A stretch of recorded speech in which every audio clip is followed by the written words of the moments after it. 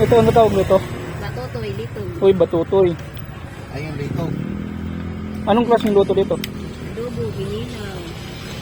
Gata. Hindi na pwede ihalo itong ano. Mapula kasi ang sabaw niyan, boss. Oo, siya pinipagaloy sa Kung Yan, boss. naong na lang. ano? Ano isang kalkit yun. Ha? Eh, isa Ako na magbayad. Sige, ito na. Ito nga. Isang... Tapos ito, batutoy. Ay, nalamis. Nalamis. Yan o. 120 isang kalkit. Ay, ano to pala? Isang lata. Ito dito. Ha? Tapos, simulan sa muli. Dito tayo. Itong ano, yung minukbang ko nung nakaraan na hindi ko alam kung anong tawag nito.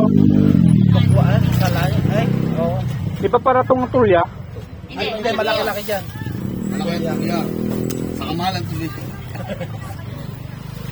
Pero ang tulya doon sa amin, liit eh. Depende. May tuloy tayo. May ganito lang lalaki. Pero iba price. Mahal ng price pa. Ganun. Dagat to, di ba? kilo kasi. Yun kasi Yung sa isa, tabang yun eh. Sa tabang yun eh. Yung ganito yung ano. Lato. Ayun, lato oh. Magkano lato nyo, kuya? 50. 1. Paano ang ano kuya? 50.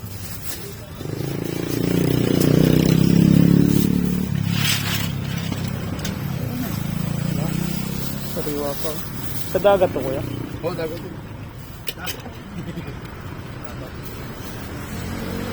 Paluto ko sa atin. Tapos paano nga lang ginawa ko yun ng ano? Ha? Noong nakaraan kasi nagluto ako nito eh. Puno yung kaldero. Tapos eh, kinabukasan na panis lang. Ay, Tapos yan, boss. Tanggalin niyo yung sabaw. Matatanggalin. Tapos yung sabaw. Tapos pwede nyo ilagay sa rep. Himayin nyo na lang. Para i-adobo nyo. Hindi ko naman hindi ko naman nilagyan ng kamatis. Oo. Ganun talaga yung nilalagyan ng kamatis. Kasi ito kuya, paano ko nito? Dito. Lalaki lang. Kunti lang at baka mapanis ulit eh, sayang lang. Sarap pag kilawin. Dito pala ako bibili lagi no.